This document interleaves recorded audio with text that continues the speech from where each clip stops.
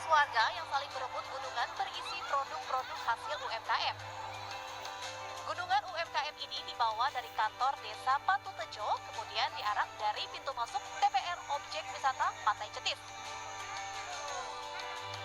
Kegiatan ini digelar dalam rangka memperingati Harnas UMKM yang ke-8. Halo Pak. Temanya healing and business matching. Jadi ini kegiatan yang memang kemarin pandemi COVID kita sempat berhenti. Kemudian atau berturut kita diadakan UMKM hari ini kita sepakat teman-teman UMKM dan dinas operasi UMKM perdagangan didukung juga oleh dinas Purapar, dinas pendidikan kebudayaan, dinas Kominfo. Dapat apa Bu?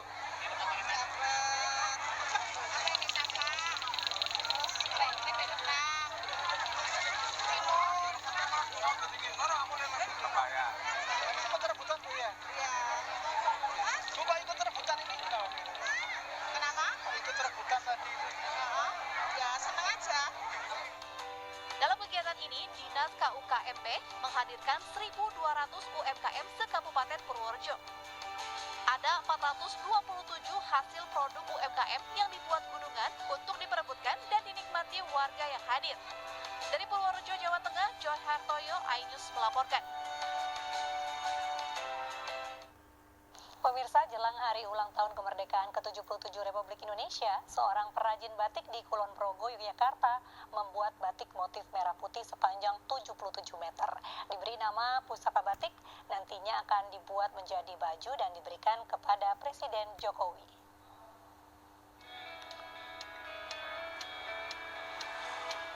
Berbagai cara dilakukan untuk memeriahkan hari ulang tahun kemerdekaan ke-77 Republik Indonesia. Salah satunya dilakukan pengusaha sekaligus pengrajin batik asal Bulurejo, Kulon Progo, Yogyakarta. Dibantu 50 karyawan, mereka bergotong royong membuat kain batik merah putih sepanjang 77 meter. Panjangnya kain disesuaikan dengan usia kemerdekaan Republik Indonesia yang tahun ini sudah mencapai 77 tahun. Kurang dari 1 jam, kain sudah memiliki corak merah putih gambaran bendera kebangsaan Indonesia. Kain ini dibentangkan di sepanjang jalan masuk rumah produksi Sembung Batik di Pedukuhan Sembungan, Kulon Progo, Yogyakarta. Dan kita tidak melewatkan proses batiknya, proses malam sebagai alat perintangan sebuah pewarnaan. Kita tetap masih menggunakan linen dengan konsep batik tulis. Walaupun batik tulis ini kita gunakan dengan menggunakan kuas, tapi kan yang jelas ini adalah benar-benar tulis, benar-benar handmade. Kain batik merah putih ini nantinya akan dipotong untuk menjadikan baju. Salah satunya akan diberikan kepada Presiden Joko Widodo sebagai hadiah peringatan kemerdekaan tahun ini. Dari Kulon Progo, Yogyakarta, Budi Utomo, iNews melaporkan. Ratusan warga di Pangandaran, Jawa Barat memakai berbagai kostum unik untuk menyemarakkan jelang hari ulang tahun ke-77 kemerdekaan Republik Indonesia. Mereka antusias mengikuti gerak jalan untuk memeriahkan hari kemerdekaan setelah 2 tahun tidak merayakannya akibat pandemi.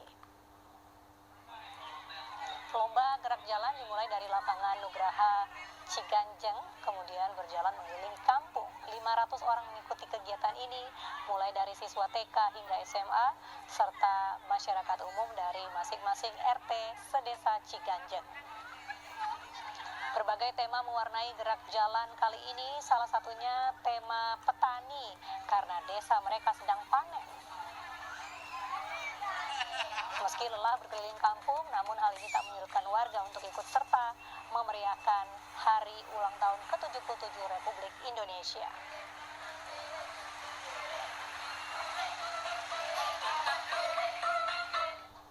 Kita ke informasi kelangkaan BBM yang terus terjadi. Di SPBU Matraman, Jakarta, BBM jenis Pertamax habis diburu masyarakat lantaran Pertalite langka. Kelangkaan juga terjadi di sejumlah daerah.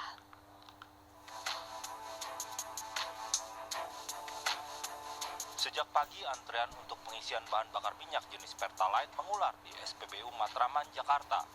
Antrian terjadi sejak truk tangki BBM selesai melakukan pengisian.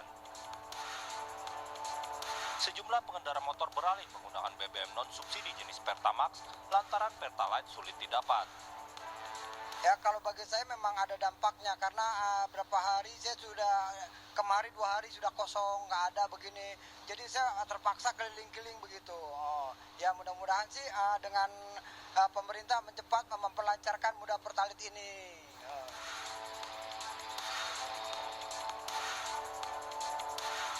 Puluhan kendaraan roda 2 dan roda 4 mengantri bahan bakar minyak subsidi jenis Pertalite di beberapa pengisian bahan bakar SPBU di Kabupaten Pandeglang, Banten. Bahkan beberapa warga nyaris kehabisan bensin akibat terlalu lama mencari SPBU yang tidak mengantri. Sementara itu, kelangkaan solar di Mandailing, Natal, Sumatera Utara sudah terjadi sejak sepekan terakhir. Akibat panjangnya antrian kendaraan, warga mengaku aktivitas mereka terganggu, terutama truk angkutan barang. Warga berharap pemerintah dapat mengatasi kelangkaan BBM di sejumlah daerah. Tim Liputan iNews melaporkan. Pemirsa, hari ini KPU kembali menerima pendaftaran partai politik calon peserta pemilu 2024. Pengurus Partai Republiku dan Parsindo hari ini mendaftarkan partai mereka. Hari ini pengurus Partai Republiku kembali mendaftarkan partainya untuk menjadi calon peserta pemilu 2024. 8 Agustus lalu mereka telah mendaftar, namun dinyatakan berkas belum lengkap. Setelah berkas diterima, Partai Republiku menargetkan 30% suara sah nasional. Selain Partai Republiku, Partai Suara Rakyat Indonesia atau Parsindo juga mendaftarkan diri sebagai calon peserta pemilu 2024. Parsindo mengincar suara para loyalis Presiden kedua Republik Indonesia Soeharto yang diyakini memiliki 20 juta pendukung. Dari Jakarta, Ayu Pratiwi, iNews melaporkan. Elektabilitas Partai Perindo terus melonjak naik. Dari hasil survei Indonesia Polling Station IPS, Partai Perindo berhasil mendapatkan elektabilitas 3,5%, unggul atas PAN dan P3 yang hanya di bawah 3%. Hasil itu membuat Partai Perindo satu-satunya partai non-parlemen yang elektabilitasnya hampir memenuhi ambang batas parlemen 4%. Upaya dan kerja keras Partai Perindo turun ke masyarakat membuahkan hasil yang signifikan. Elektabilitas partai pimpinan Haritanu Sudibyo ini terus merangkak naik.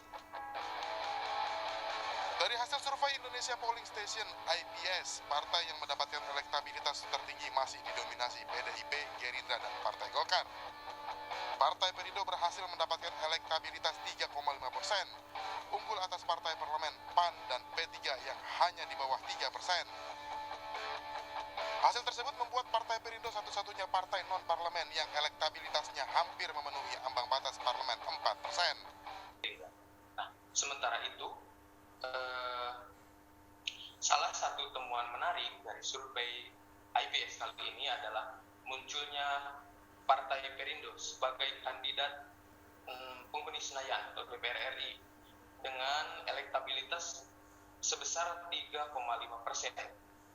Dapat dikatakan tinggal selangkah lagi Partai Perindo akan menjadi satu-satunya partai non-parlemen yang lolos parliamentary threshold. Survei IPS dilaksanakan pada tanggal 1 hingga 8 Agustus 2022 di 34 provinsi di seluruh Indonesia dengan sampel sebesar 1.220 responden. Diperoleh melalui teknik pencuplikan secara acak bertingkat, multi-stage random sampling, dengan margin of error survei kurang lebih 2,8% pada tingkat kepercayaan sebesar 95%. Sebelumnya, Partai Perindo menargetkan masuk parlemen dengan target di atas 10% atau minimal 60 kursi di DPR. Tim Liputan iNews melaporkan. Pemirsa, wacana pemindahan pusat pemerintahan Provinsi Jawa Barat dari Kota Bandung masih menunggu kepastian pembangunan stasiun kereta cepat Jakarta-Bandung. Daerah yang diwacanakan adalah kawasan Tegaluar dan Gede Bage di Kabupaten dan Kota Bandung, serta Walini di Bandung Barat atau daerah Majalengka. Pemerintah Provinsi Jawa Barat terus mengkaji rencana kepindahan pusat pemerintahan dari Kota Bandung yang sudah diatur dan disahkan dalam rencana tata ruang wilayah bersama DPRD pada 2019. Pusat pemerintahan rencananya akan dipindahkan ke kawasan Tegaluar dan Gede Bage di Kabupaten dan Kota Bandung, serta Walini di Bandung Barat. Namun wacana ini masih menunggu kepastian pembangunan stasiun kereta cepat Jakarta-Bandung. Sementara masih kajian nanti untuk kejelasan